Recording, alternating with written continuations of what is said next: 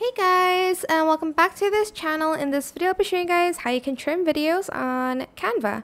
So I'm just going to go to elements here and I'm going to type in cat maybe, and I'm going to select videos and I am going to select a video of a cat.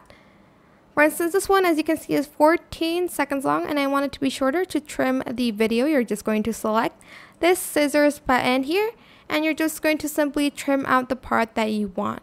Or you can even type in how many seconds you want the video to be, maybe 6.5 seconds, and it's going to adjust the video like so.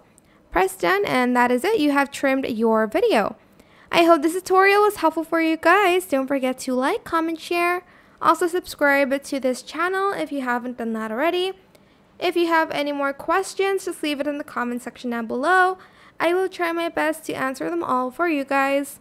If you found this video helpful, please click the thanks button above the description box down below. Thank you so much for watching. Bye!